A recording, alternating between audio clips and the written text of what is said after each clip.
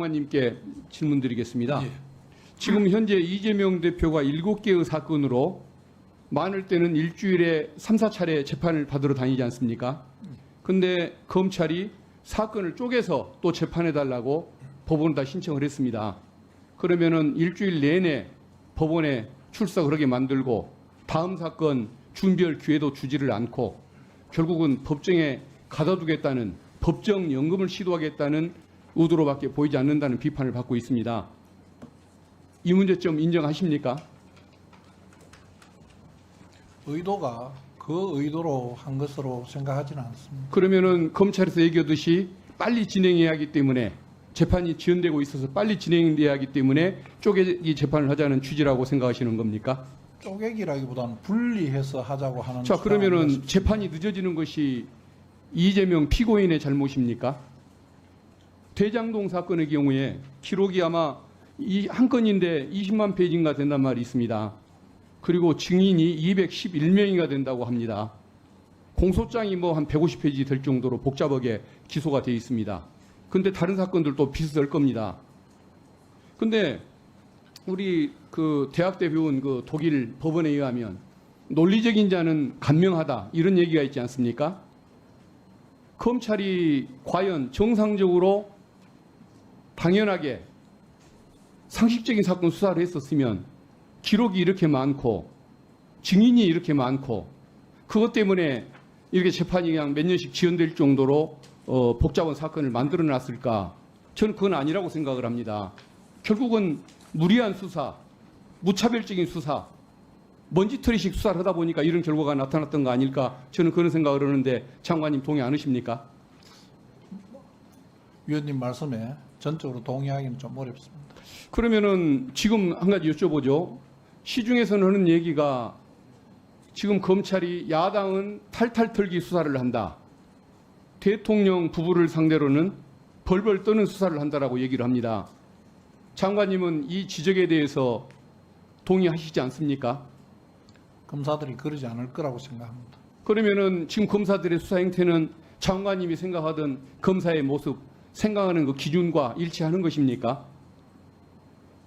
개별 검사들이 각자 자기 자리에서 최선을 다해서 일을 하고 있다고 생각합니다. 과거 장관님이 검사 시절에 보이셨던 그 자존심과 명예감을 생각하면 지금 장관님의 답변하시는 모습은 전혀 과거의 모습과 다르다는 저는 생각을 해봅니다.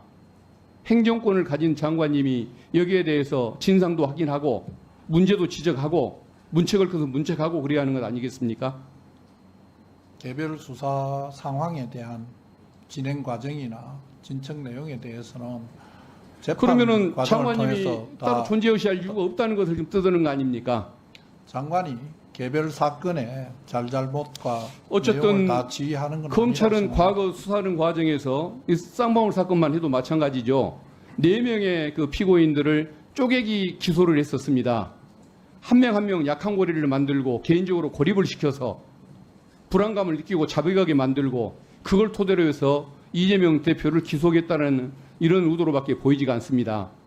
그게 관행에도 어긋나기 때문에 그렇지만 수사 내용을 보면은 그런 지적이 타당하다는 게 쌍방울 사건 수원지검 내부 보고서를 보면은 그것은 쌍방울의 주가 부양을 위한 것이었지 이재명 대표의 방북을 위한 것이 아니었다는 것이 드러납니다. 그리고 필리핀에서 돈을 받았다는 리오남 금품 수령 현장에 나타난 적도 없었던 것이 남한의 공문, 북한의 공문, 경기도 공문에 의해서 다 나타나고 있습니다. 그리고 김성태 국가보안법 주가조작 사건 수사를 하지도 않았습니다.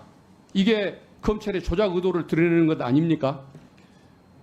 수사 진행 상황과 그다음 당사자들의 검거 상황 등이 고려되어서 순차로 된 것으로 알고 있고 위원님께서 지금 말씀하시는 그런 내용들은 법정에서 충분히 다툴 수 있는 내용이고 법정 안에서 해결돼야 된다고 생각합니다.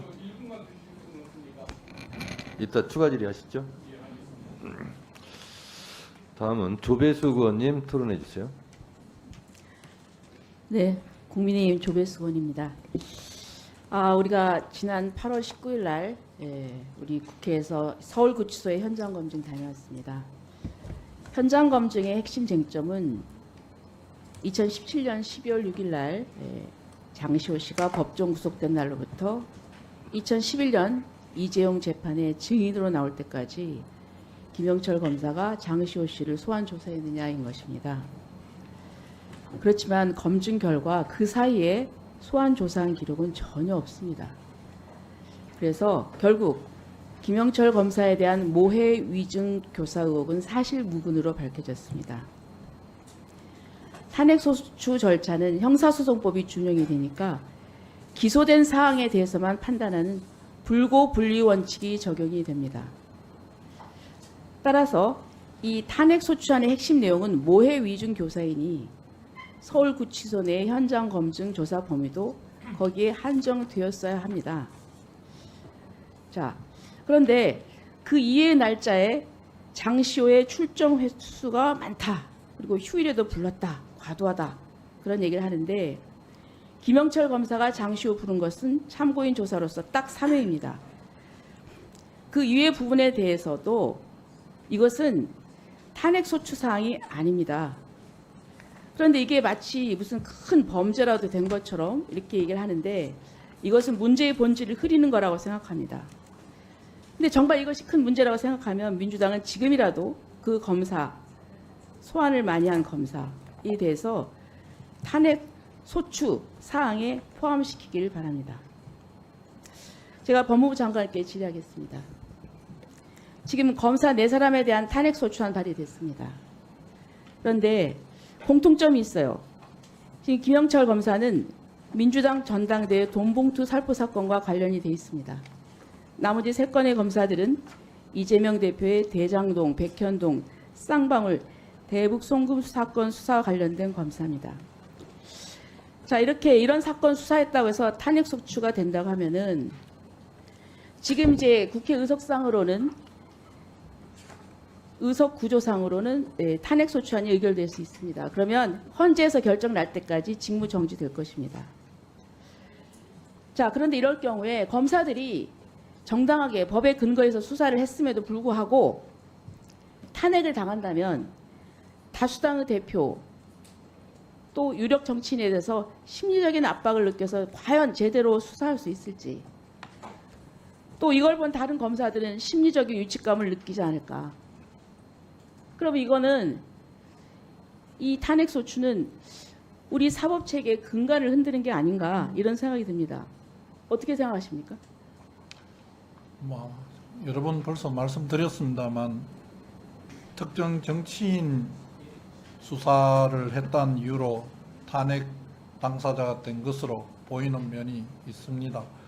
그런 경우에 그 검사들에 대해서 탄핵 소추를 하기 위한 청문회를 국회로 옮겨서 한다면 이게 법정이 국회로 옮겨진 것과 같은 모습 돼서 사법의 근간을 좀 해칠 우려가 있지 않나 하는 생각을 하고, 그로 인해서 검사들의 정치적 중립성과 수사의 독립성이 훼손될 우려가 많아서 법무부 장관으로서 굉장히 많은 염려를 하고 있습니다.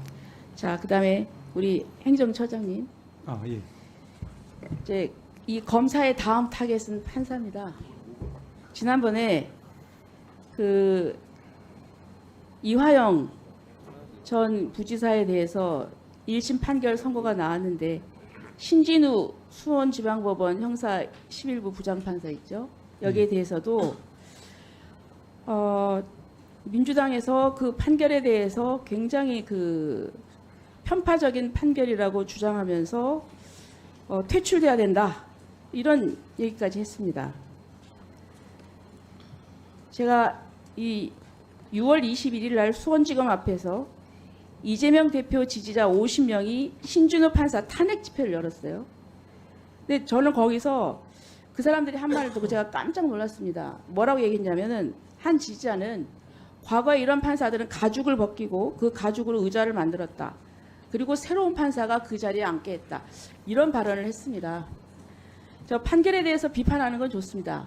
그럼 예.